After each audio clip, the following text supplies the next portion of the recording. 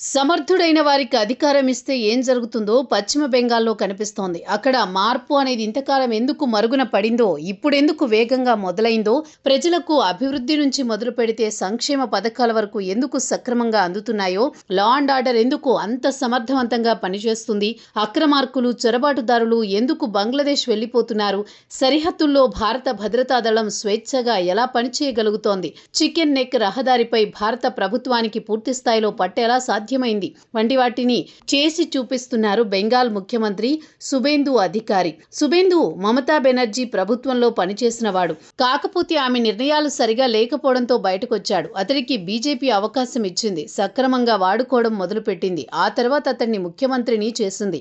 అధిష్టానం ఇచ్చిన బాధ్యతను సుబేందు అధికారి సక్రమంగా నిర్వర్తిస్తున్నాడు. ఇప్పటికే అనేక సంచలన నిర్ణయాలు తీసుకుని నిత్యం జాతీయ మీడియాలో నానుతూ ఉన్న సుబేందు అధికారి తాజాగా ఓ కీలక నిర్ణయం తీసుకున్నారు. రాజధాని కోల్కతా అంతర్జాతీయ విమానాశ్రయం ఆవరణలో ఉన్న బాంక్రా మసీద్ వద్ద నమాజ్ నిషేధిస్తూ బెంగాల్ ప్రభుత్వం నిర్ణయం తీసుకుంది.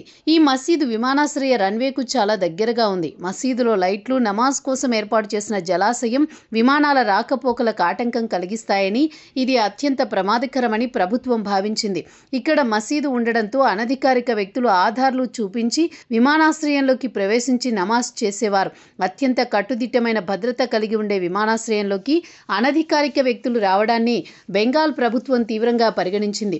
అక్కడ నమాజ్ చేయడానికి ప్రభుత్వం నిషేధించింది. మసీదును మరో సురక్షితమైన ప్రదేశానికి తరలించనుంది. అక్కడ మెరుగైన సౌకర్యాలతో పునర్నిర్మించనుంది. ఇదే కాకుండా విమానాశ్రయ రన్వే సామర్థ్యాన్ని 4 రెట్లు పెంచుతుంది.